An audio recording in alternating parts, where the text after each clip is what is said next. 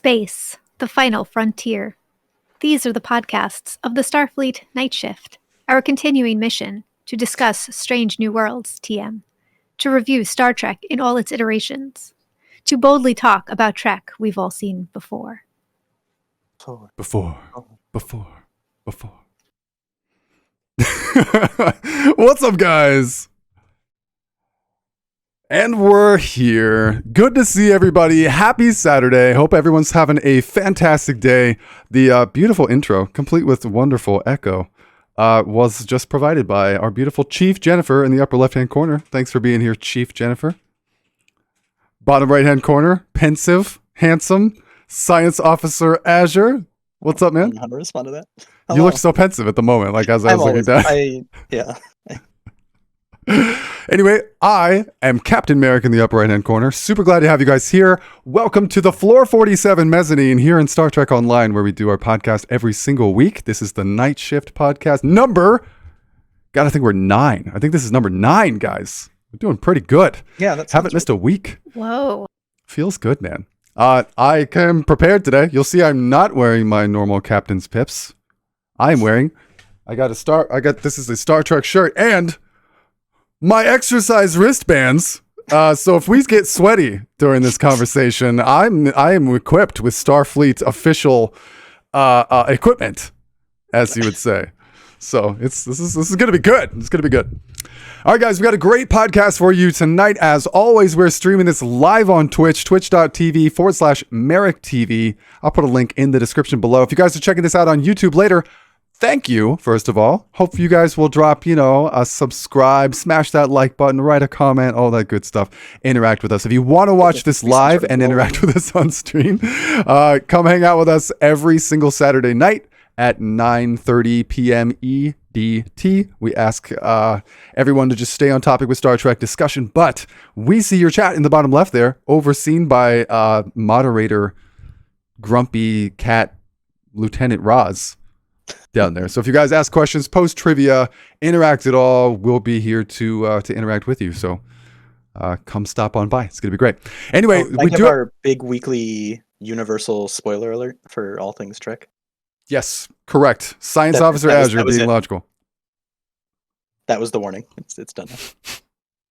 Yes, this is going to be the very opposite of a spoiler-free zone. This is going to be a spoiler zone. So if you guys haven't seen a lot of Star Trek or we start talking about it, I would plug your ears. And I know I've said it before, we're super glad you guys are here. We love that you're here to interact and be a viewer in the stream, but I would much rather protect your experience as a Star Trek fan or a potential Star Trek fan to not spoil yourself. So if that's at risk, please go run, go hide, go watch Star Trek, become a Trekkie. It's the best thing ever. No, Maple, except you. You have to stay. Maple Mesmer must stay.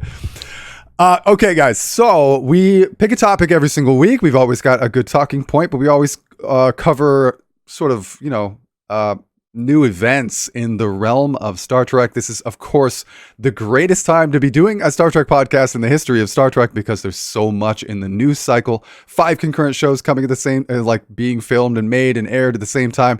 Tons of stuff, tons of news going on consistently every single Thursday in our community Discord, by the way, our Star Trek Night Shift Discord. If you have not already joined it, you are more than welcome to join it. We sort of do a watch party for whatever new show is going on, and this week was Prodigy. So we do have a great topic to discuss today, but I wanted to touch bases on the most recent episode of Star Trek Prodigy. I hope you guys are all watching it. I know initially it came off as kind of like a kid's show, but if you guys have not already gotten into the show, I would liken it in tone to things like, I don't know, Avatar or Dragon Prince. It's basically a younger show, but there's so much to enjoy from the franchise that we know and love. And I would say that there's more interaction from sort of lore, the greater grand scope of the Star Trek universe in Star Trek Prodigy as it goes on. It seems to be increasing. There's so much going on. And that is absolutely highlighted in this episode. The outrageous Okana makes his appearance finally in Star Trek Prodigy. We've known that it was coming, right? This was going to be a thing that we sort of had showcased for us that it was going to happen. The actual actor came back and reprised the role of Okana. I love him in the original TNG episode. What did you guys think of this week's Prodigy episode? I wanted it to go longer.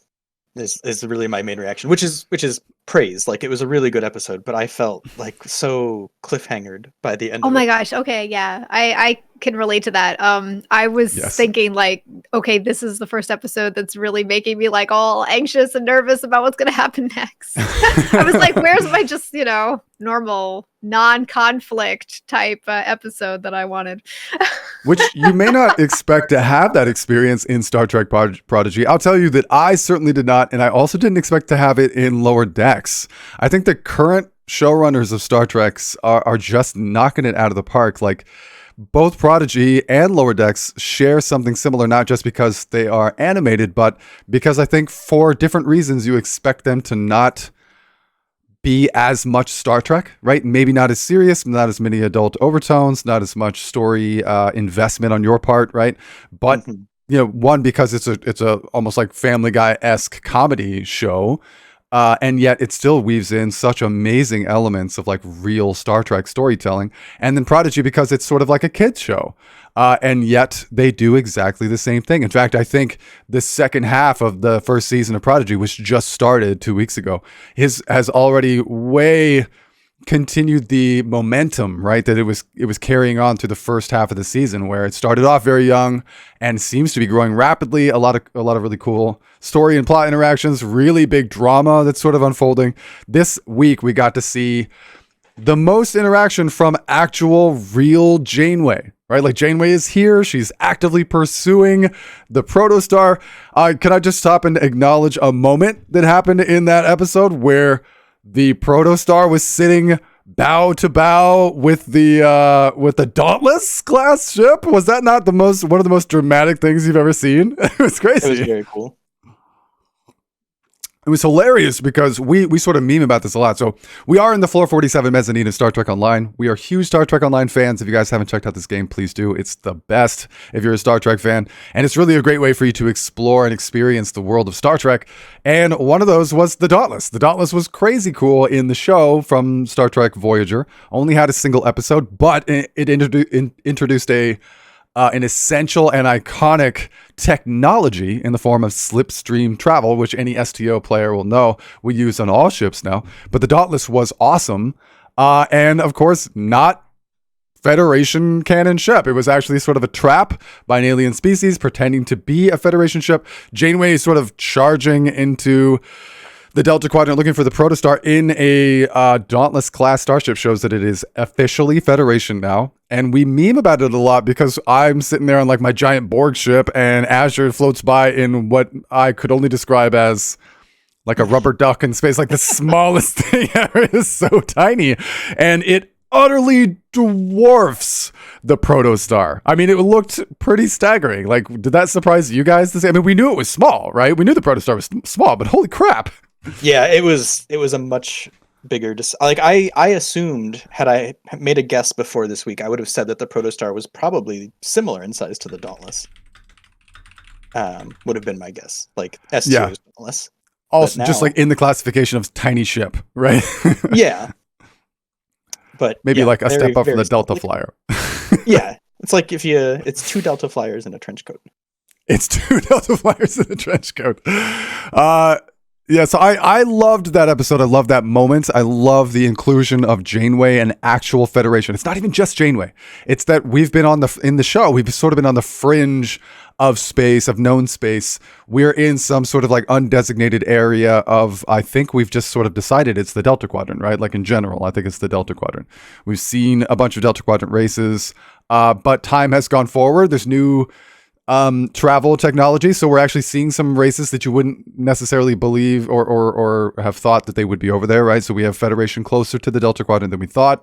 Obviously the Dauntless was capable of getting there really quickly. I think it's important to note that slipstream technology in the world of Star Trek is intense, right? It's actually pretty extreme. The episode of Voyager where they actually use the Dauntless technology, actually it's not even the episode with Dauntless.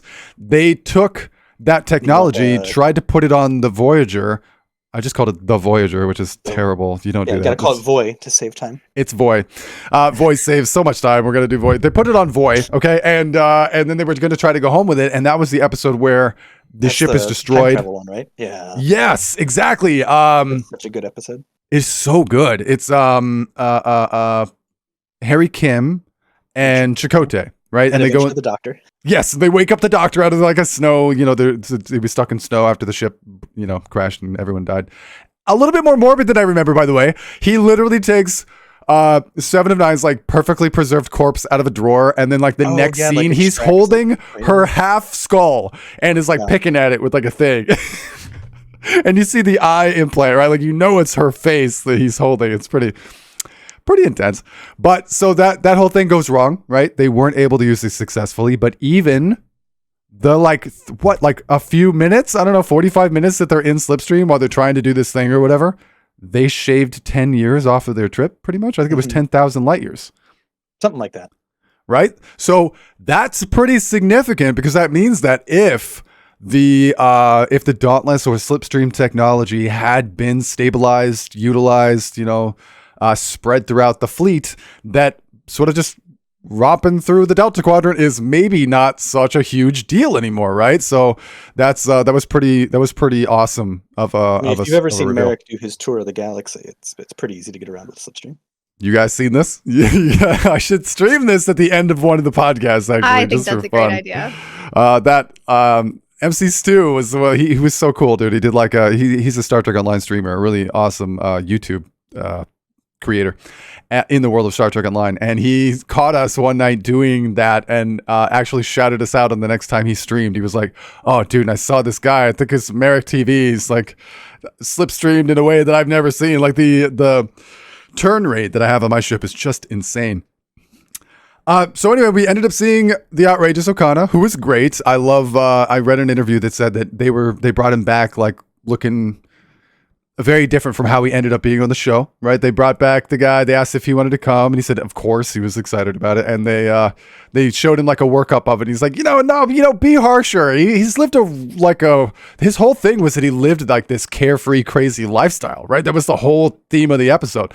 So, like, he should be ragged. Maybe he lost an eye. He's got an eye patch. It's like, and they did. They reworked it because of some of the things that he said, which I actually thought was extremely cool on both his part and their part. They wrapped that up pretty quickly, unfortunately, so we didn't get to see that. I think what Chief Jennifer and Azure both echoed about the episode being, or I guess it was Azure and Jennifer echoed it, the sort of abruptness of the ending. It felt more of a cliffhanger than anything we've seen in the show so far. In fact, I remember seeing, and that was the other thing we didn't bring up, is going to the neutral zone and freaking seeing the Romulans in Prodigy. Did that look great or what? Dude, they did such a good job making it look good, just like the Borg, I think. Yeah, the ships looked great. Yes. The animation style, I don't know, the animators in that show, like every time you see, if someone's turned off by the animation in Prodigy, it's almost guaranteed that it's because of the character models, because the ships themselves, the landscape, space itself. The space and the ships are amazing. They're to die for, right? It's just absolutely shocking. So super, super beautiful. Really awesome to see the Romulan ships in there. But I remember we were doing the watch party. So we do the watch party every week in our Discord, by the way. If anyone wants to watch it with us, we make a big deal of whatever episode is coming out every week, and we stream it in the Discord. And when we saw that one scene, I turned from this monitor to this monitor to type and be like, "Oh my God, that looks so great!" And then I turned back and it was credits, and I was like, "What?" Like, I lost my mind because I could not fathom that the show was going to end right there. It was such a heavy cliffhanger, such an awesome moment there. So really, really, really cool.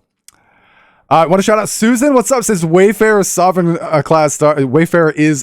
class starship. Yeah, so that is something interesting that I'd like to talk about. That's pretty cool. LC2, good to see you, man. I'm glad you're here. No giveaways today, unfortunately, but I'm really glad that you're here. So I am really looking forward to the completion of the Prodigy season. I think it is ramping up to be something unbelievably awesome. Inclusion of Kate Mulgrew is just getting better and better every single week. So I'm going to wrap up the Prodigy talk, but if you guys haven't seen it yet, please do yourself a favor and go watch Prodigy Oh, also, what the heck is with Murph? What did Murph turn into? What is the Murph? What did I call it? Metamorphosis. What was the metamorphosis going on there? He reminds me of something too, like some sort of already animated thing that I've seen in the past. He looked hilarious. Oh yeah. Like Gumby? Like no, not like Gumby. It's almost like he was almost like a jelly Teletubby or something in the way that he looked. That. Like a stretched out. A jelly tubby. Yes, I will. In fact, I will, Andrew. We're gonna jelly tubby it up. LC says, I need to finish rewatching seasons 5 through 7 of Voyager. So, as you know, and we talk about this often, Voyager is an amazing show that crescendos unlike any other show, in my opinion. I think that, I mean, it's true of DS9 also, but like I feel so differently and so strongly about Voyager seasons 1 through 3 and seasons 4 through 7 that it just gets bigger and better throughout the entire thing. So if you haven't watched it at all or haven't watched it recently, definitely go back and watch it. It's so good. It's so good. Literally one of the best. I think, I don't want to speak for Jennifer. I know she goes back and forth a lot. Azure, would you still say that Voyager is your favorite Star Trek? Oh, it's getting tougher these days. As I've mentioned on previous podcasts, I have blown through a lot of Star Treks recently. That's true. Yes. Voyager, for sentimental reasons, will always be in contention for the top spot, and I think it's probably still there for me.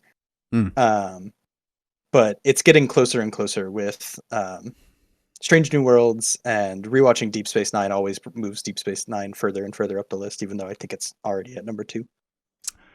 Yeah, so, Deep Space Nine. It's tough. It is tough. I'm going to be doing Deep Space Nine next, because when I do, it's my hope to burn through that pretty quickly and then have us do the What We Left Behind.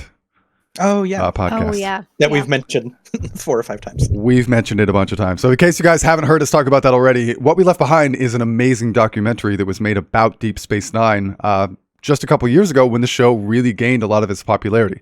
Most of DS9 was not appreciated when it was live, and only was appreciated in its fullest when it sort of started to be bingeable on Netflix, and they got a bunch of renewed enthusiasm. It was kind of a crazy thing in the realm of Star Trek. So they got a lot of money. They made a documentary about it. Very interesting, very fascinating. And then, and I would love to watch it, like maybe do a watch party for it, and then do a Star Trek podcast. Really sort of like rip that apart, talk about every little thing. There's so much cool information shared in that podcast. Or in that documentary. It's amazing. Okay. So I'm going to introduce us into the topic today. I told you before, guys, there's so much in the realm of Star Trek in the news media cycle that like every day you can go in and type Star Trek news or something into your search engine and get something very, very cool and fascinating in the realm of, sort of what's current and what's going on. Right now, there is a ton of stuff about Star Trek Picard Season 3. So I know some of you guys have been in the podcast before. You know how we feel about Star Trek Picard. There have been some grandiose ups and downs for sure. There's been a humongous tonal shift from TNG, which is, of course, what it is sort of remaking. A lot of people had a hard time with that. I'll speak for myself. I definitely did. It was such a change, not just for the characters, right? 7 of 9, and Picard himself, probably the most stark in the change. I would say that what we saw of Data and Riker and Deanna Troi, like those were pretty consistent. It was and even Q, a huge shift for Picard and for I think the show, just like the tone of Star Trek in general, took such a dramatic shift.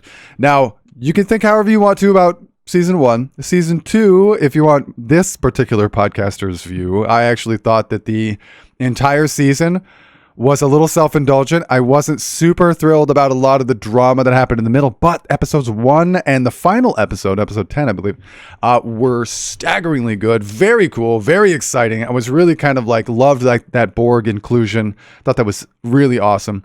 And what has been sort of like this, I don't know, huge shift for all of us who have been watching and sort of lamenting some of the things we don't always enjoy about Star Trek Picard.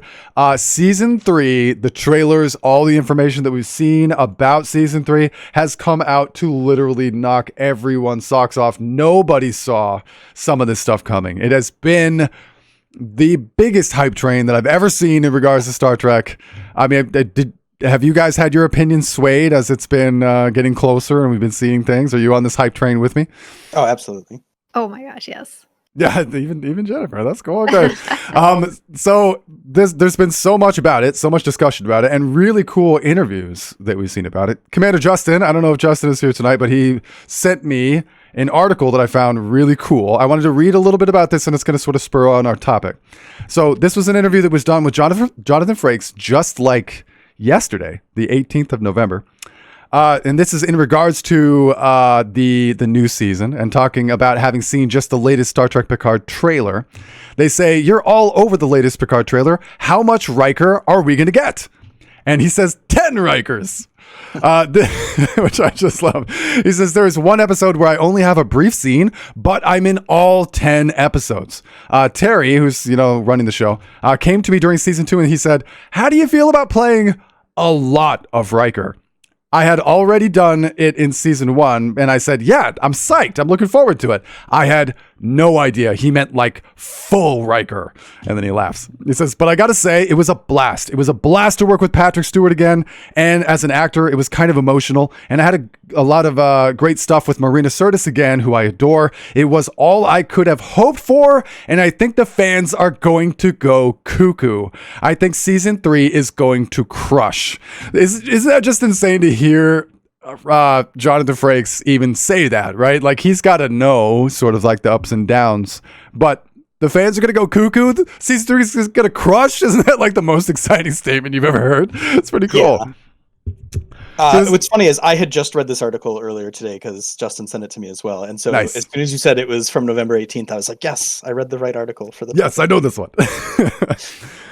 So he said, "I had plenty of good Riker stuff during 7 years and certainly on First Contact, but the Riker stuff that Terry Matalas wrote for the character is denser and more interesting. It has a greater sense of irony. There's a lot of levity. I mean, he just gets the character in such a positive way." I want to just start by, before we launch from there, I just want to say, I think that is essential for writing Riker. There's such an extreme tone, right, for Star Trek Picard in general. It's been very heavy. It's been very serious. It's been very emotional. We've really gone through a lot.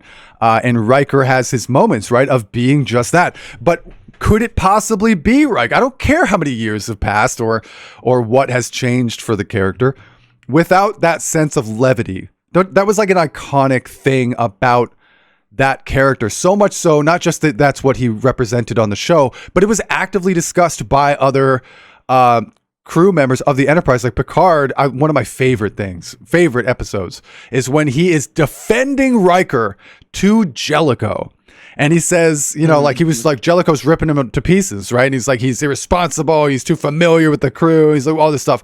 And Picard gives such an epic speech, right? He says, like, that is his unique brand of style. That is how he engenders trust and reliance with his crew, and that's so true that he does that. He's such that the levity that he brings to command and to the role of Riker just in general, I think is so essential.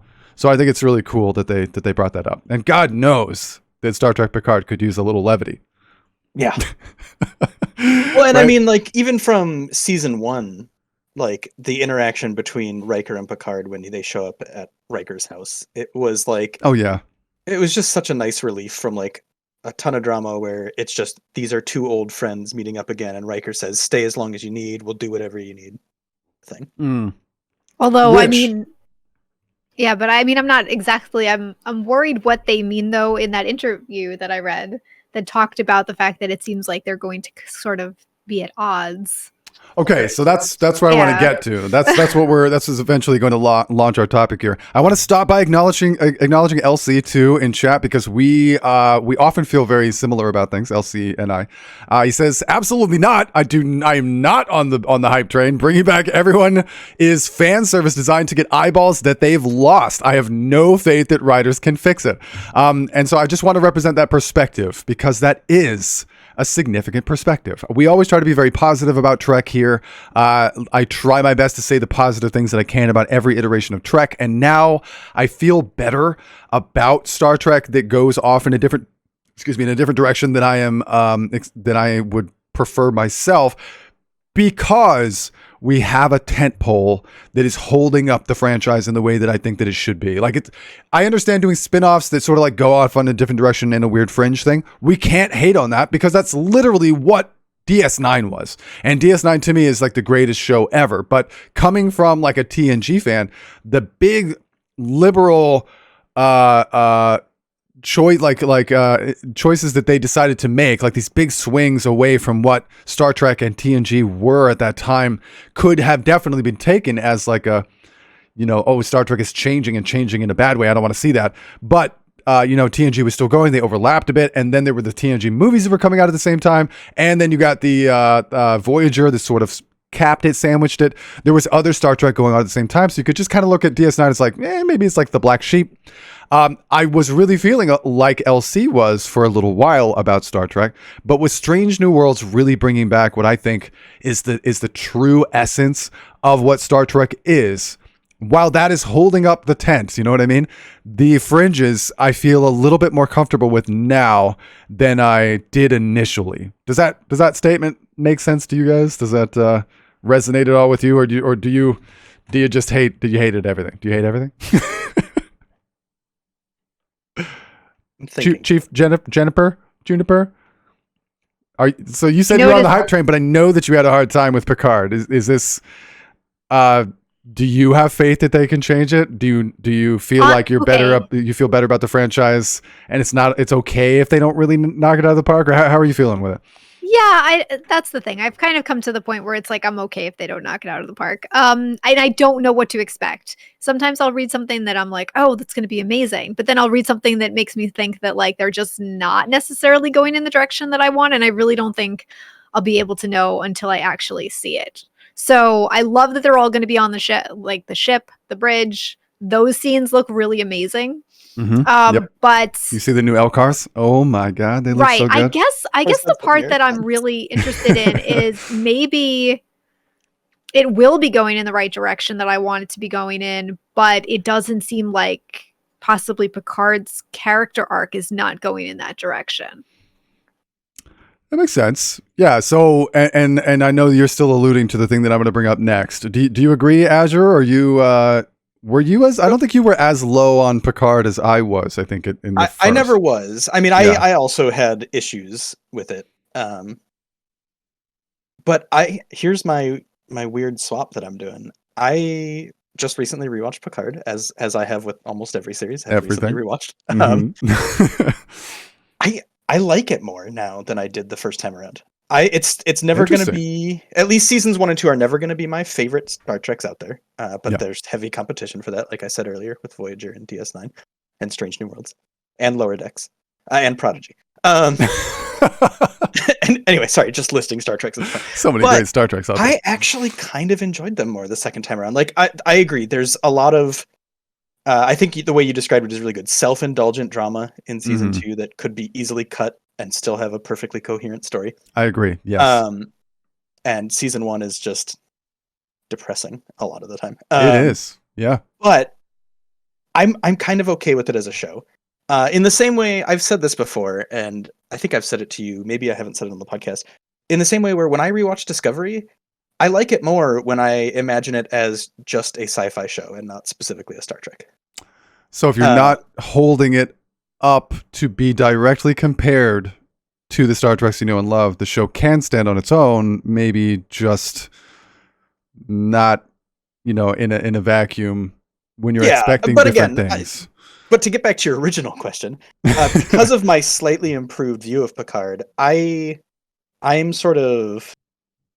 hopeful about season 3. I do kind of want them to like knock it out of the park because, and Justin had brought this up forever ago. I think it's a great send-off point for the next generation. And for that reason, I really want them to nail it so that they could potentially have a spin-off from it with a new crew and new adventures and stuff. At least partially new crew, right? Now I'm starting to actually feel a little bit. So this is gonna get us on a big tangent here, and I apologize because I still haven't even described the actual intended topic for the day.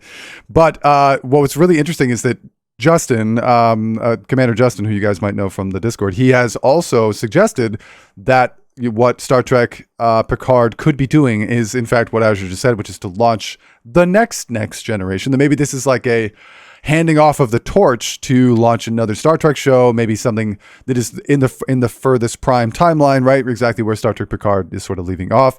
Hand it off to a new crew. And that would be amazing. In fact, it would actually sort of cap off, as long as the new show was good, the next Star Trek Picard could be a success in that regard, if that's actually what they end up doing.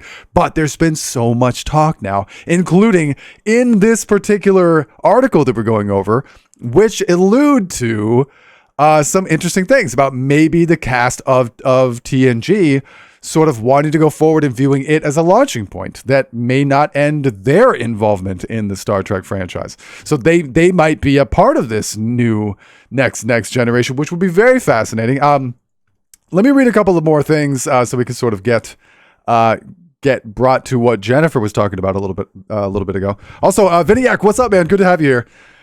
So in the next part of this interview, which was really good, I encourage everyone to read it. If somebody wants to post it in the chat, that'd be great. He said, so all of the writing for this that you think that or the writing that Terry Matalas has done, you said is good, but yet he isn't beholden to write all the characters exactly as they were back in the 90s. To which Jonathan Frakes says, exactly, they are not. I have a very strong conflict. Riker has a big conflict with Picard as part of the arc of this season. A kind of F you, you're wrong kind of conflict. And then they go off into like really discuss exactly how significant that conflict is, which is, in fact, very significant. So this is sort of what I wanted to talk about. And I think it's great that we sort of like engaged in this topic, right? Where we all have been Trekkies. A lot of us have been Trekkies our whole lives. We have in our mind what we think is real Star Trek, right? And then we compare that to other things and we say, this isn't Trek, right? This is, I'm going to throw back to LC. He said, that's the problem. It's flying under the Star Trek banner, which means that carries with it a certain expectation, right? Like Star Trek is this, it is that, it's not that, it's not this. And I am probably the most egregious at this. I do this a lot. In fact, if you guys haven't seen, I think it's episode 5 of our podcast, which is to date, my favorite podcast, is when we really sort of dived into like old Trek versus new Trek, the dichotomy between the two, what makes them different, and what makes us similar to the original series fans who overreacted and were very critical and judgmental about Next Generation when it was first launched, because TNG got, oh my God, an amount of hatred and vitriol from the pre-existing fans because it wasn't Star Trek. So this is an interesting thing.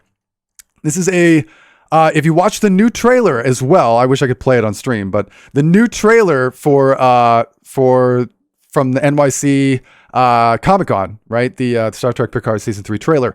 It shows very clearly that TNG, these characters have not been together for a very, very long time. And they sort of bristle at each other. They're like, oh, like I haven't seen you in a long time. And like, oh, you dragged them back into this? Like, why are they like, we haven't seen them in forever? Or Worf is like, I want you to know that I prefer pacifism now as opposed to conflict. And Riker's like, oh, God, we're screwed. Like there's all of these sort of like coming back together and maybe having some interpersonal conflicts here. Now, I want to bring this up very specifically, and this is the topic I want to talk about today, is this because TNG really set the tone for what we think of what Star Trek is. And so we compared DS9 against TNG, we compared Voyager against TNG, and what Star Trek is in our hearts and minds, and a lot of the hearts and minds of fans anyway, comes from sort of like the setting that TNG first laid out. And what Star Trek is and is not is a really complicated question, and I want a topic anyway, and I want to bring that up because of the involvement, inclusion, and effect that Gene Roddenberry himself had on the show of Star Trek. So just to give a little bit of a background, the original series, we've talked about this before. You basically had a pilot that was very, they called it cerebral. It was a very cerebral science fiction show back in the 60s where science fiction was kind of like a meme, right? It was Danger, Will Robinson, or like Invader from the Planet X. Like that's really what sci-fi was. So for them to do what they were trying to do, the studios rejected it immediately and said it was too cerebral. they made him go back and repitch it, and they came back again, and they pitched what they called Wagon Train to the Stars. It was basically like a buddy sitcom western in space, right? They got like all of those themes in it to make people feel okay about it. Now, this was not the iconic, like the big goal for Roddenberry when he made that show. Later, all these years later, after they've been making the movies, Roddenberry was kind of like kicked out of the movie creating stuff later as that went on. But he was approached by the studio to make The Next Generation, and he was given a lot more creative control. And so he set up a lot more of what he sort of intended Star Trek to be. And some of that really rubbed people the wrong way. And not just people like fans, I mean people like writers of the show. One of the greatest and most popular conflicts within the production of Star Trek has always been the Gene Roddenberry no interpersonal conflicts rule. Gene Roddenberry had a very interesting take on the way that humanity was to have evolved. We were supposed to be beyond petty differences. We weren't going to have negative interactions with each other. We were sort of beyond that. We didn't have mental illness. We weren't having like trauma. There wasn't anxiety. There were all these things that we had sort of gotten past. And the writers could not stand this because they would complain all the time and say, how do you write characters where there's no conflict? How do you do that? Like it ties the writer's hands so tightly.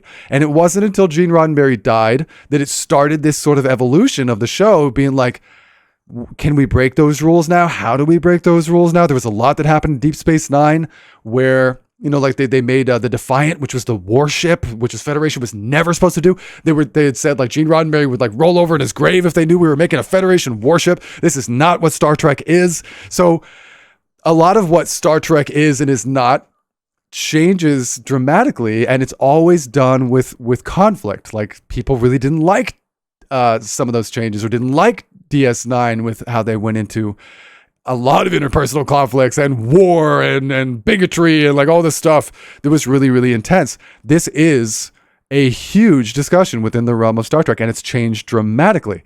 What do you guys think? Like, even in TNG itself, can you imagine in your head when things really started to change? Some of the episodes and characters maybe that were really dramatic post Roddenberry. Do you can you imagine these sort of conflicts happening in Star Trek? Any pop out to you? Well, you know, actually, while you were saying that, what I was thinking was that in Next Gen, if you think about the conflicts that were there, and it is because Gene Roddenberry was still alive, they did a pretty good job of keeping interpersonal conflicts between Starfleet members out, right? So I think they kind of walked that line pretty well for that. You could argue that they weren't the episodes weren't necessarily as intense. They were more cerebral. When you got to Deep Space Nine, again, the way they got around that is obviously there was more conflict, but they were out in the middle of nowhere, and they were being presented with this annihilation from an alien race. Like, things had to happen. They were kind of put in impossible situations, which made Deep Space Nine really unique. But I was thinking about Voyager, actually, because that one is so interesting, because that one is Starfleet kind of in this microcosm, right? And so it should be non-conflicting. However, television was evolving and it needed conflict. But now thinking about it, how did it get that conflict? The Maquis. Right. Well, it got it through the Maquis, who were not Starfleet, who were terrorists. But not just that. It also came, quote unquote. But it also if you think about the interpersonal relationships that were the most heated, they weren't from humans. Okay, so you had relationships with Kes and Neelix. Okay. They got heated. You had the relationship between, or even the B'Elanna, jealousy was Neelix, right? Not on the side Neelix. Okay. You had B'Elanna and Tom, but B'Elanna was Klingon. Not only a half Klingon, but a lot of her story arc is about how she struggled with emotions, and she was also part of the Maquis. So you can say, well, okay, because she was Klingon, that's just a whole different ball game right there. And I was really trying to go through all the other characters and figure out if any of them had major interpersonal conflicts, and I none of them really pop up to mind. In Voyager. Yeah. Tom Paris with all the crew members who didn't survive the trip to the Delta Quadrant. So Tom, I mean, even just Tom Paris showing up on the ship at the very beginning, right? Like all of the prejudice that he received right away. Shake his hand. Yeah. There's definitely, fair. and I think you're right. I agree with you. There's a lot, like everything that there is conflict in has like a little bit of a caveat, right? 7 of 9 is a human, but she's Borg and she's got trauma. There's B'Elanna, who was a Starfleet officer and is half human, but she's also half Klingon, and she really struggles with her temper. Kes and Neelix, obviously, all of that nasty jealousy stuff that happened in the first few seasons was definitely before the chat gets to it. I'm going to correct you. B'Elanna was not an officer. She dropped out of the academy. She did. Oh, that's true. Yes, that's you're true, absolutely right. yeah. And her professor wrote a note saying that if she ever applied again, he would endorse her reapplication because she was some awesome. professors like students who challenge their opinions. Oh, you're good too. Captains. Woo! Oh, woo! Just like some captains. Oh, that was good. That was good, Azure. So you're absolutely right, and there's interesting examples of that throughout. I want to say what Venwick just said is super awesome because there's a couple moments in DS9 that I want to get to in a moment, but one of them is that speech. Sisko gave a speech about how Earth is the problem. That's the Earth is the problem speech, right? He says he was mad because he's like, Earth is the problem. They all think that it's paradise, or that it is paradise really, in a way that does not reflect the rest of the galaxy at all. And so if you're on Earth, like all of Starfleet sort of like builds its perspective from Earth, and that's this huge problem because out in the actual galaxy, things are rougher than that. But I don't want to jump to the end because DS9 is when the showrunners had fully been like, screw that rule, those rules about what can and can't be in Star Trek. We're going to do our own thing. And we talked about it before. DS9 really did kind of get its own set of rules. Like no one's really watching you. We're too big to fail. We don't want you can't fail, but do whatever you want. Just like, stay out of the rest of what's going on in Star Trek. Like they had a really weird vibe going on in DS9. I do want to jump in before you say, because I think you're going to come back to TNG, right? I am. I want to give my one interpersonal thing that I can think of from TNG because it might be the one you're going to give. And I get it. Is it Ro Laren? Oh no, it wasn't Ro Laren. Ro Laren comes later, and there's minor a great bits example of interpersonal conflict when she shows up. Like Riker doesn't want her on the ship. He thinks like she doesn't deserve to be in uniform. Oh yes, he's like very cold to her. She has a Tom Paris vibe though, right? Because Tom Paris is like, she had done something, basically. She had done something bad and had gotten this like very modern military vibe, right? Like you've done something super dishonorable and you should be dishonorably discharged. And was she actually kicked out and they just brought her back because they needed her? I can't remember. She was in prison. She was in prison. Yeah. It was a totally like the Tom Paris vibe. Yes, exactly. It was a totally Tom Paris vibe. They brought her out of prison to do that whole thing, and then she actually became like a whatever. Angelico's a good answer too. And again, later in the show, I was going to bring up broccoli. Okay, it doesn't have to be like anger conflict, but Barclay, Lieutenant Barclay. Picard asked us not to use that nickname anymore. Yes, Bach to Brock is what Data says. It's one of those things that you can do. Anyway, Barclay I just did it again. Barclay is a great example of this because Barclay was just irresponsible. It wasn't just that he was like an ass. He didn't like do anything like that, but he was lazy and late to everything and irresponsible and not taking his work seriously. And what was the reaction from everyone? Is even someone as level-headed and awesome as Geordi was like, this guy doesn't deserve to be here. This guy sucks. Let's get rid of him. And then Riker was like, I was thinking that the guy who sent Broccoli to us was pulling our leg and like playing a practical joke on us because he had written some sort of like good evaluation of him, right? He had said, Broccoli is a good officer, take him. And he was like, I'm wondering if he wasn't like buttering our bread, like screwing around with us when he sent us this. Let's get rid of him. And that was such an awesome episode because we spent half the episode watching everyone treat Barclay like crap. Literally like being like bullying and mean to him kind of because of the way this happened.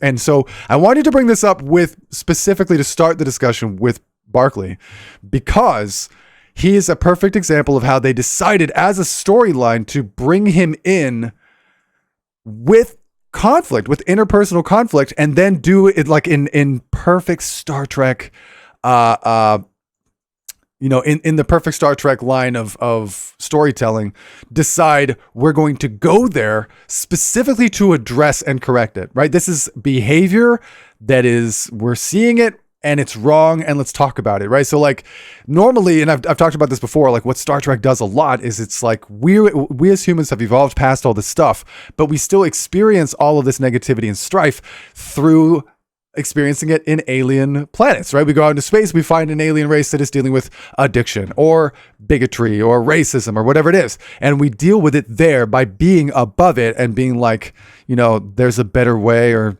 exploring it in some way that is really interesting. Now, in terms of interpersonal conflict, it's a little bit more nuanced. And with Broccoli, it was a great example of that because they bring him in and it's actually the cast or the crew of the Enterprise who we know and love of being as PMA as possible, right? As positive as humanly possible. And yet they are sort of like jumping all over Barclay. And you get such an awesome speech from Picard, who's like, you know what, Geordi? Make him your best friend. Let you solve the problem. Don't just ship that problem off to somebody else. It doesn't do anything. This is not good leadership. I want you to bring him in and make him your best friend. Solve this, and they do. And he turns out to be one of the greatest characters ever. Wouldn't you say? What's happening in chat? Oh, sorry. It was... Ask Merrick about his Burnham crying. Elsie could mention the over-emotional mess of some of the characters in Discovery and Picard. Absolutely. I mean, as true. you know, Barclay is one of my favorite characters. I do. And I love all of Star Trek. He really becomes a great character? Well, in Voyager. Voyager. Right, exactly. Yeah. I love what he turns into, and I think it really shows the proper way, it is wonderful that they used that as an example. Is it odd that they were being mean to him to begin with? Yes. But at least with very little, pushing or suggestion, they fixed that right away and then gave him, the kind of care that should be given to somebody who was in that situation. It seems like there aren't that many people with anxiety in the future, but Barclay was one of them, and he really became, and it persists, which I love. Amazing, though. Yeah, he struggles. But then in they Voyager, don't just solve it, right? It's not just solved and dropped. Like that's huge in this, I think. Yeah, but in Voyager, he becomes such an amazing character at that point. Yeah. In fact, one of my favorite Barclay episodes is when his hijacked hologram ends up on Voyager. Oh my gosh! And he's just like, I'm a walking, talking, problem solving, whatever. And hijacked by the Ferengi, right? Wasn't it? Yeah, but his personality is like I don't know. Something was really cool about this is what Barclay wishes he could be like socially sometimes, and so he made his hologram suave and charming and it's the on the holodeck Barclay, right? We've seen it. We've seen this. I know, it's so cool. It's when we saw him in fact, they opened the show. I think when you first meet Barclay, it's when he's on the holodeck, making Deanna swoon and chucking Riker across a table because he comes in and says, if Picard has a problem with me, tell him to come see me himself, or something like that. That sort of really confident, really suave Barclay exists, and he gets to manifest it in private in the holodeck, which is what brings on the holo addiction. But so a lot of this evolved human thing and going beyond what I think Gene Roddenberry had planned for Star Trek manifests itself in a bunch of ways, not just people being jerks. So Jellicoe was kind of like a jerk. A lot of the mean admirals can kind of be jerks, but then also stuff like that. Barclay has a lot of interpersonal problems. He has a really difficult time relating to other humans. He has a lot of anxiety, and then he provoked some really nasty behavior from other characters on the show. But I just want to bring up Deanna Troi in general. She's a counselor. It was also a super woke psychological element in the 90s because that was such a big paradigm shift in the 90s. Therapy, psychology really blew up and was given more credence than it had been in previous decades. And there was a counselor on the ship, so we really got to experience someone who has holo addiction anxiety, agoraphobia, and then like paralyzing, what is it, hypochondria, right? That was another thing that he had. He always thought he was dying of some sort of illness. And then the episode where they devolve. Yeah. Oh my God. Yes. Or the episode that he thinks he's dying of transporter psychosis. Oh, yep. That's another one. And so like they really got to experiment with that kind of stuff with Deanna, which I thought was really cool. So I think here's the big argument. I want to keep exploring examples of this. And again, I would like to say that this whole change in the realm of what Star Trek is and isn't in terms of interpersonal conflict has crescendoed into Discovery and Picard, where I'm just going to have to agree with LC again. I do meme constantly about the crying face of Michael Burnham. Like if you Google, I'm sorry, I try to be positive. If you Google Michael Burnham crying, you will see 800 different photos of different crying faces in different scenes in different episodes of that show. It is staggering and it just drives me insane. But I just want to say that I think that the evolution away from Gene Roddenberry's goal for this like no problems, perfect Star Trek future, the movement away from it is a good thing. This is going to be my hot take. It is a good thing, but it needed to be there to begin with. Like every single step away needs to feel like a step away, and then we evaluate it individually. So like Deep Space Nine was great, but would Deep Space Nine have been as good if it wasn't a juxtaposition to TNG? And I think the answer to that is no. I think you lose something. And it comes up a lot when we talk about, we had a whole podcast about how to get someone into Star Trek. What should they start watching? And my initial reaction is DS9, because DS9 is episodic, or not episodic, it's serial. Rather, it is not episodic like TNG was. It is more serialized, which is definitely something more relatable to modern audiences. It tells a great, amazing, grandiose story across the whole thing. It's enjoyable from beginning to end.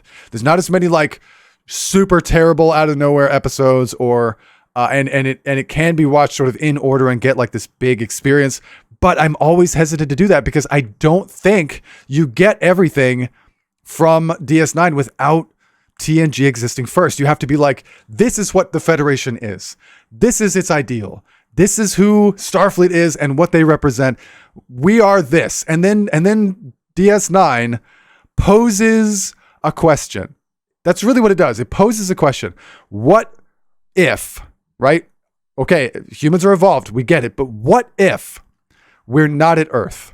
What if we're not on the flagship of the Federation with unlimited resources? What if we're on a Cardassian space station under Bajoran occupation on the edge of known space where resources are limited? We don't have full control. We don't have backup at any moment. We don't have big phasers and photon torpedoes. We're on this sort of like hunk of junk floating in space. And then what if a giant war breaks out in a way that we may not win, that threatens the entire Federation? What if? And that, I think you don't get the significance of that unless TNG was well established in you first. So I think that the movement or the violation of those sort of Roddenberry rules can mean a lot, but it only means a lot if we still hold on to where we started from. Does that make sense? I mean, certainly, like the two-parter in DS9, Paradise Lost, when they go back to Earth. Oh, yeah. Love that. Would have meant way less without knowing what Starfleet is like in ideal times, which you get from TNG. Because you really don't get it from DS9 very much. You don't see like you hear about it when Sisko talks about like the problem is Earth, blah blah blah. The problem is Earth, yeah.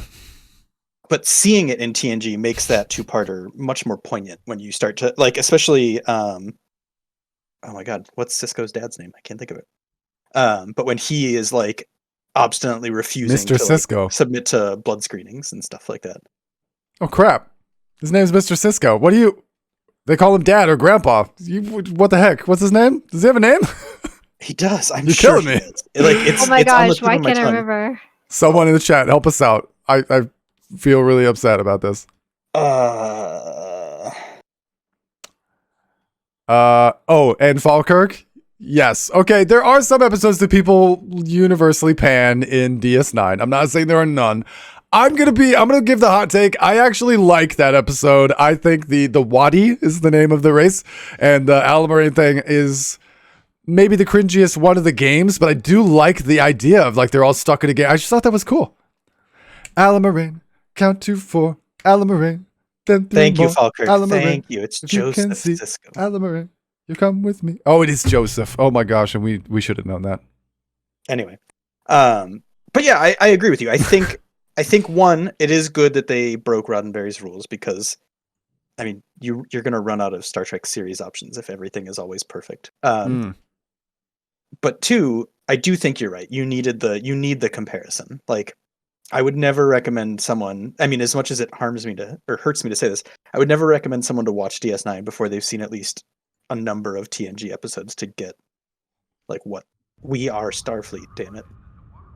Yeah, and I think that it's important to note that even only came out with TNG. Like that feeling that you were saying that we get prior to DS9, like that wasn't even in TOS. Like so much of, I mean, and you've watched at least a little bit of TOS now, Azure. Mm-hmm. Was that the tone you were expecting? You guys should know, Azure has seen more Star Trek than anyone ever, and yet has never watched the original series. So wait, I've now seen like 3 episodes. 3, that's not enough. We're working our way up. Like, We're working our way up. But it is definitely. I mean, given that I'd never seen it before, I mean, like, I guess I knew what to expect because, like, my dad and my grandma and my aunts and uncles have all watched the original series, so I've heard it talked about. But it is a very different tone than I would have guessed, having only seen later Treks. Yes. It is a very different tone, and that is actually the Star Trek that Jennifer grew up with. This is it must have been an interesting experience coming from that to the rest of Star Trek for you, Jennifer. Especially, it's interesting in the realm of this discussion with interpersonal conflicts because in the original series there were a ton of interpersonal conflicts. That was actually not at all uncommon, right? Yeah, that was exactly. among the crew, among humans. It was very frequent. Well, right. The interpersonal conflict between Falkirk Spock and Bones was such an integral part of the show. Green-blooded hobgoblin. Right. Yeah. You know, it's so interesting because I do remember watching some Next Gen episodes as well, just not in order and not as often. And they seemed like totally different shows to me. Like it was like I understood as I got older that they were connected. And then I finally watched all of them. But yeah, they did seem quite disconnected to me. And I watched like obviously like the show and then the movies and the original series movies specifically. Like I had never seen the Next Gen movies. So yeah, coming into it was interesting to experience such a progression of such a time, like because I really did get the whole chronology in order when I started watching Next Gen, like actually watching it like every episode in order and then going to Deep Space Nine and Voyager, and it was fascinating just on a like a cultural adventure of something spanning decades. It really has grown as television has grown, I think. It absolutely has. In fact, I think that's, and I've mentioned this before, but I actually think that is sort of what Star Trek is and does. Like, Star Trek is not just like Star Wars. It almost carries with it. Wait, they're not the same? They are not the same. I know, despite all the "May the Force be with you" Spock memes I've seen, they are not the same. But I think that Star Trek, more than any other franchise I've ever seen, its platform, it is almost a responsibility of Star Trek to reflect the modern society of the era that it is being made in, because it is supposed to be sort of like a reflection of our current views and thoughts. It is always representing a progressive perspective on society, social problems. In every era, which means it is going to be distinctly different in every era as the problems that we're facing and the next progressive step we're attempting to achieve change. And that is hard for us as we get older and things change. Just like I hate all modern music or most modern music. It's going to kids off your lawn and get the kids off my lawn who are wearing hilariously baggy clothes now, which I think is just goofy. That's how I know I'm old, and I know for sure this perspective is shared in Star Trek. We're gonna watch Star Trek change as it's appealing to a new generation, but that new generation is supposed to be inspired for positive change, just like every other iteration of Star Trek has done for generations past. And I think that that's important to note when we talk about the changes in Star Trek. But I think what was really cool is, like, don't forget, Gene Roddenberry died at like season 4 or 3 for TNG, right? It was like I think it was the end of 3 into 4. You guys correct me on this. It was somewhere close to that, yeah. It was and you could feel the shift. There was a shift. There was a drastic shift, and yes, I mean, the movies Venwick. never would have been made the way they were. I was just gonna say, I think it was reunification. I think that was the episode. You see the, like, in loving memory of Gene Roddenberry at the end of that episode, which leaves a lot of TNG left over, sort of reeling from the loss of Roddenberry and the sort of tonal paradigm shift that ended up happening from it. I think that DS9, oddly enough, is like such an amazing example of like breaking every single possible rule in the most extreme ways imaginable, and yet still adhering to and representing the Star Trek elements that started it all. Like, I think that we've gone too far from there. Too far afoot from there. But don't forget, one of the, and we haven't brought this up yet, but one of the greatest speeches about this element is in DS9, and it's from Quark, when he's explaining that humans are very pleasant creatures when their bellies are full and their holodecks are working, right? But you take away their creature comforts and they become mean, nasty, things or whatever. And I forgot the exact wording of the speech, but it is so profound because DS9 explores the crap out of that. The siege of AR-15 or whatever it was. Right, guys? Holy crap.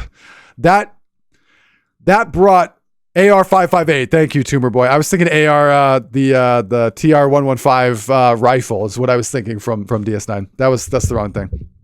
Yes, when Nog loses his leg. Oh my God. Okay, so what an episode, right? It changed absolutely everything. And it showed, talk about interpersonal problems. It showed exactly what I was talking about. Star Trek, The Next Generation is like everything is perfect all the time. And then we start to see like these shadows of things happen. Like Broccoli was a good example. A much better example would be Picard after he was assimilated, right? He was filled with trauma. Right. And he goes back to his brother and he has to process all this stuff. These are real psychological issues. Oh, it was. And speaking of Star Trek Picard, especially season 2, # where's Robert? Someone help me out with this. The whole experience of his childhood. Where was Robert? I refuse to believe that it's real because his brother was just like a non-existent. It's just absolutely crazy. Anyway.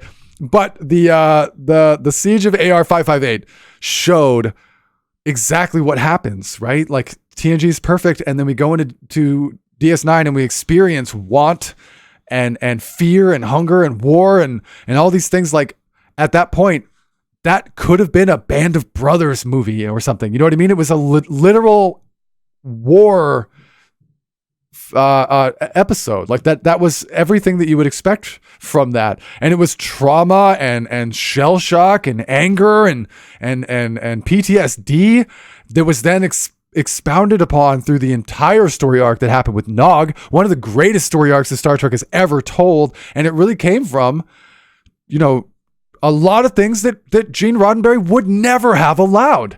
And it actually made for maybe some of the greatest evolution of Star Trek characters that we've ever seen in the history of the franchise. So it's a tough one, right? Like we all want Star Trek to stay what it was, what we want it to be, or what we think was true Star Trek. But I promise you, when TNG came around, everyone hated the idea of the change from TOS. And then when DS9 came out, oh man, I mean, it was worse. It was even worse. They did things that Roddenberry would have absolutely hated and never allowed to happen. So it's fascinating to see that sort of evolution, isn't it?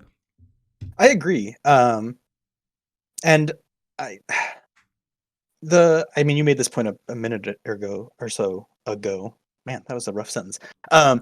Ergo. But like it, Star Trek also, like you said, it reflects the times that it's airing in, which makes me even sadder. My reaction to Discovery and Picard. But is that like you're also feeling old moment there?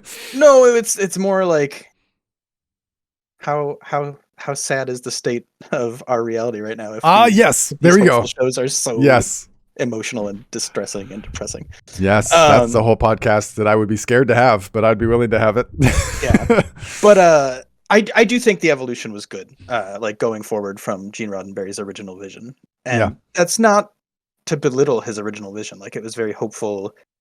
His backstory that led to him dreaming this all up is like really, really. I don't want to say horrifying, but like he led quite a life, man. He led quite a life. If you guys don't know, it's just crazy. And so for him to come out imagining this super hopeful future both makes sense and is actually in itself kind of inspiring because he had every reason in the world to sort of be like, screw this, everything's terrible. Yeah. He was also a cop, wasn't he? Wasn't he a beat cop? Oh, was he also a cop? I forgot. I think he was a cop. Abercrombie, what's up, man? First time chatter, good to see you. TNG was peak Star Trek 90s, was peak USA. Whoo! Some might consider that a hot take. I'm just going to be a fellow old guy with you and say, I agree. Although TNG, oh man, that's tough. We have debates about this a lot, so welcome to it. And it's good to see that your favorite show is TNG. I would say the very best individual episodes of all Star Trek ever reside in TNG. I'm going to give them the top spot. And I think that Picard in TNG, right? I'm going to call him Picard Prime. Picard Prime is the best captain in my eyes, hands down. But taking in the show from beginning to end, as I got older, I found that it was DS9 for me. DS9 is my favorite show. Could you guys, whoever is in the chat, type in your favorite show? I'm just curious to see what everyone's favorite Star Trek is. Would love to see it. In the meantime, I think you're right, Azure, and I think that's a poignant statement. I think that it is a reflection of modern society. I think that what we're seeing in terms of Picard, this is how a lot of people feel. And I think it really is reflective, like some of the biggest complaints that I've had about Star Trek Picard and even to a lesser degree, but still present in Discovery, is that this thing that we all took for granted always, right? Like, yeah, we have the occasional evil admiral, or what I have recently heard coined as Badmiral, which I really like.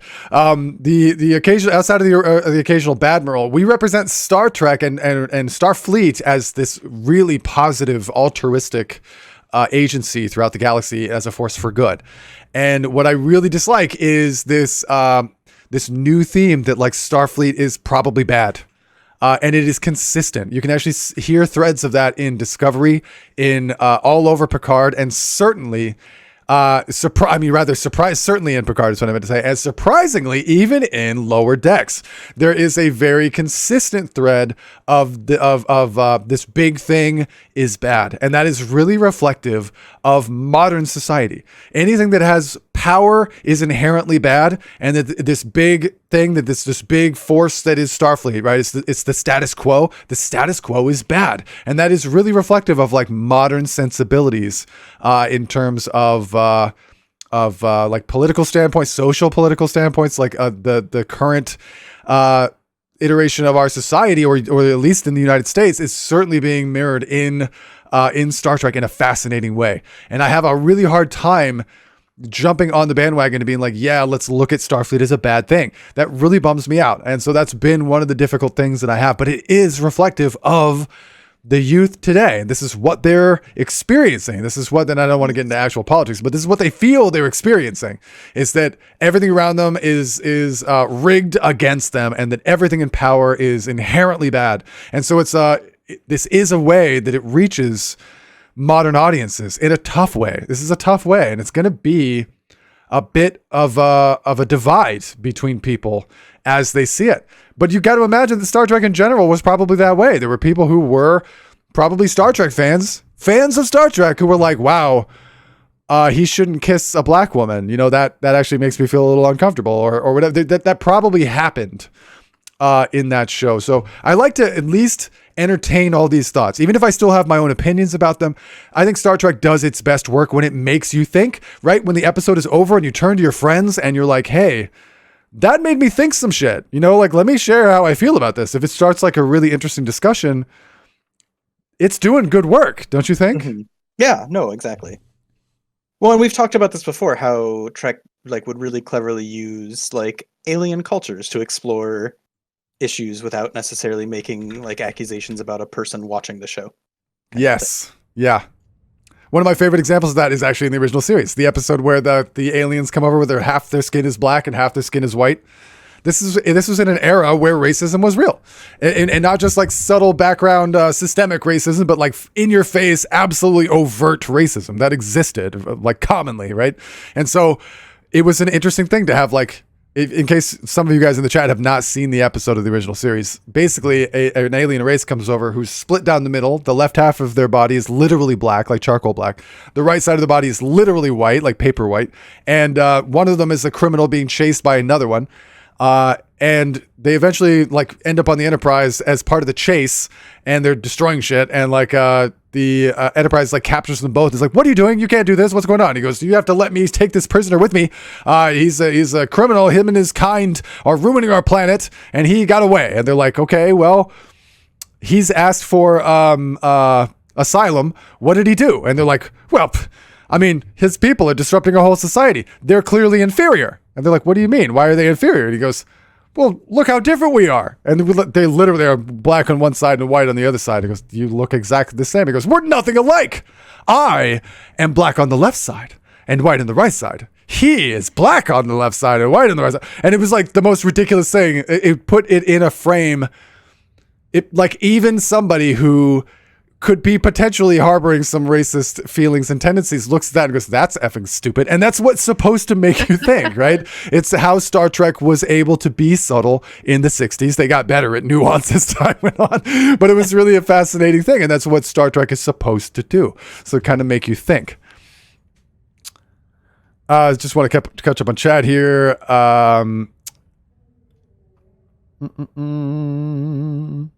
Abercrombie, that's an interesting allegory. That is very interesting. I would be interesting to explore that. Starfleet started being bad and in DS9. Do you mean? So that was actually like a pretty interesting element there, because they definitely got to explore some of their Starfleet on Starfleet stuff. The Maquis was a very interesting storyline. I think that it doesn't get enough credit for that. This is the first time that we've seen actual Federation citizens, and worse than that, even Starfleet officers decide to leave because of like a political disagreement, right? Like that is more real than anything, or more current. I don't want to say real because it represents like a different time frame, but it was more current for us than anything that we'd ever seen. This was like it really brought up like they called them terrorists, right? But like they were fighting for their home. I really liked that they weren't 100% villainized, that they were just sort of like it was a gray area. And if DS9 did anything, it evolved gray areas in the realm of Star Trek. Wouldn't you think that was kind of like that's probably like its greatest achievement, I think, for doing that. LC says, I have no problem with examining Starfleet's wrinkles in a series if written intelligently like DS9. I agree with you 100%. In fact, I think series about a Starfleet civil war could be excellent as long as it was done responsibly, and I have less I have less trust that it would be done responsibly today than I do if it was done in the 90s. But yeah, I'd be worried about it at this point. I would be very worried about it. I think, and I can Which is not to say I wouldn't give it a shot. No, I would, of course, give it a shot. I could feel my wife bristling at even me starting this topic, but I would say that I think that Star Trek in general and our political landscape as a whole has run into this very scary thing. The goal of today seems to no longer be the intent of changing other people's minds to agree with your perspective. That was a given. That sounds like it's not even altruistic. It's just like it's selfish. I want everyone to agree with me. That was the goal previously in our political landscape, and it reflected in things like Star Trek or any kind of media that we watch. I'm scared for us today because Star Trek, I believe Star Trek is a victim of this as well, which is what I'm getting to.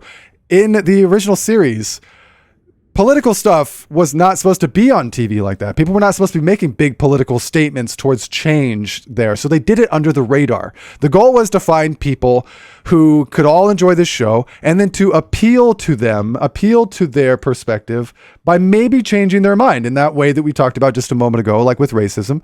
That's a really good example of that. The goal should be that we change other people's minds to agree with us. I'm afraid these days, because nowadays the landscape is, if you don't already agree with us, you are evil. In fact, we don't want you at all. We don't want to change your mind. We don't want you on our side. We don't want you watching our TV show. We don't want you on our social media platform. We don't want you, look, whatever it is, whatever side you are on. And then I'm not picking a side here at all. I'm just saying that is the case. And so when things are so aggressively on one side, like, we have to find a way to, like, the intent should be to change people's minds. And Star Trek has that very delicate responsibility to do just that. The goal should be to showcase these things in a way that could inspire someone to positive change, rather than to condemn or to already alienate by drawing a firm line in the sand that says you're already not a part of our thing. So we really have to balance this kind of stuff. I hope I haven't gone too far here. Jennifer gets really scared when I start bringing up politics, but I think it's important because, and I'm sorry about the soapbox, but I really think, like, to me, Star Trek means more than any show. It's not just a show. I've talked about the responsibility that Star Trek has in our world, and it's a responsibility that it took on itself for being such an essential and positive tool for change that we've seen in the past. And this is why I love it so much. It means so much to me, and I don't want to see that change. So Star Trek, the goal should always be to bring people together, to show that there is a way that we can maybe change the hearts and minds of others and follow into a good track. I'd like to add in the other thing old Star Trek did really well was exploring the idea that you can have, for some issues at least, or for even many issues, you can have wildly different opinions and still recognize that you're one group or one, like, it's worth working together and not, like, yes, being hateful or spiteful or whatever. Yes. In fact, some of the ways they avoid interpersonal conflict in TNG is respecting the differing opinions of bridge officers, like when they're having debates. Like in season 2, I only remember it season 2 because Pulaski was there, when they're debating if they should intervene with the child that Data's made contact with. No one insults each other when they're trying to defend respecting the Prime Directive or intervening. No one gets like ugly or angry or whatever. They just disagree, and they acknowledge that they disagree about this. Wait, the little girl whose planet is dying? Is that the one you mean? Oh, yeah, that's tough. But I mean, like, I just think they did a really good job of presenting both sides of the argument and then not judging each other. Don't you think that TNG did such an excellent job of that from beginning to end? My God, there's a lot of examples. I just think that was... was it Abercrombie, I think, who said, like, that TNG was sort of peak Star Trek? It definitely was peak in a lot of ways that I would never disagree with you about. And some of that storytelling, some of that sort of, like, influencing an entire generation, regardless of what side of the fence, you were on, I think that it was just a champion in that regard. And that's a great episode, by the way. There's a lot of great elements about that. And the Prime Directive is front and center in that particular episode. I know we talked about the Prime Directive before. I think an entire podcast could be made on the Prime Directive. But one of my favorite scenes in that is when he's like, I think, isn't Picard riding a horse? Is he on a horse in the holodeck or something? And then and Data comes in and interrupts. Yeah. Yes, and they have this moment where he's like, you know, the in for a penny, in for a pound moment. It's so profound. I need to go back and rewatch that episode. But you're right. That's a really good one. Great episode where they explore, like, differing opinions in a really cool way without judgment. With some judgment, but then with correction. is the episode where Worf is paralyzed and wants Riker to help him end his life. Oh, that's such a hard episode, and so wonderfully successfully memed in Star Trek Lower Decks. Oh yeah, it is. But I mean, So like good. Picard's interaction with Riker, trying to explain like understanding Klingon culture, and like you may not like it, but as his friend, if you're really his friend, you'll like respect it. Ugh. And Riker's kind of like, I want to call it like a workaround when he like looks up the rules and he's like, well, actually, it should be your son, so I'm not going to do this. So I'm not going to do it. That is a really good example of that, man. That is really good because that episode doesn't drive home any particular right way to have handled that situation. That was tough. That was just a hard episode, by the way. Yeah. That's a hard one to watch. Ugh. Did you see the meme that was posted? I think I posted it. Oh, the cargo bay one. Yeah, where he's like, you go like it's a D&D game, and the DM says you walk into a cargo bay, and like, do you want to roll like to check for danger or something? He's like, it's a cargo bay. What could go wrong? And he rolls it and comes up with a 1 and it shows Worf on the ground, working hit by the big barrel or whatever. Oh god, it's such a good meme. Yeah, no, I love that about TNG. I love that about Star Trek in general. It would be a cry from me to modern Star Trek to ask that they treat that responsibility with a lot of respect, because I think we all agree Star Trek is always about a socially progressive evolution. We're trying to come to, and it's funny, again, this gets like way too political, but Star Trek is basically like a socialist, an ideal socialist paradise, which is possible and successful because of unlimited resources. So like this, like that, I think is the goal for everyone always. I think the only thing that we ever trip up on is like, how do we get there because we don't have enough resources? And those are real problems. Those are real world problems I don't have answers to. But I think that like in the future where that really is true and we really have no limiting factor on anything, everything works out great. But it is such an important discussion to have that Star Trek has to have delicately, and I revere and love Star Trek for all the discussion it's ever had in it. I just hope that it, like everything else going forward, isn't so polarizing, and the goal is not to eliminate or isolate away from people who don't already agree with us, this sort of like echo chamber culture that we live in. The goal has to be to change each other's minds, because what is the alternative? There is no alternative. The alternative is like you have to go somewhere else. They have to go somewhere else. You have to kill them. None of those are good. There's only one possible way. We have to learn to get along, to overcome our differences, and to change each other's minds. You can still think your way. You can still want to change people's minds the other direction, as long as that's your goal and it's not to eliminate people or to write them off as being less than human because they don't already agree with you. That's where I think it is really, really important. So that's the end of my soapbox. I'm gonna get a finger wagging from Chief Jennifer, who's been suspiciously quiet this whole time. I think you said it very well. You communicate that very well. Okay. Yeah, I agree. I was gonna ask, do we want to keep pursuing our original topic, or this is almost like a good place to wrap up, because that was like a beautiful ending sentiment. That's true. I was gonna say the exact same thing. I feel like that is a great message to carry forward that I hope resonates with you guys who are watching this. And maybe we'll leave it off on that sort of positive outlook. Does that feel good to you guys? Be nice to each other, guys. Learn how to play well together. Yes. Be nice to each other. We're all humans. We all have the same thoughts and feelings, regardless of what it looks like on the outside. People are being mean. It's because they're dealing with stuff. They got problems. There should be empathy, right? Think of what would Troy do? She's got empathy. She's an empath. All right, you guys. I agree with LC2. Live logs and proper. Live logs and proper, you guys. That's the actual the name of the podcast. We're just gonna call it Live Logs and Proper from now on. Avatar Continuum, good to see you, bro. I'm sorry I didn't see you earlier. Love hard, run fast, be kind. I completely agree.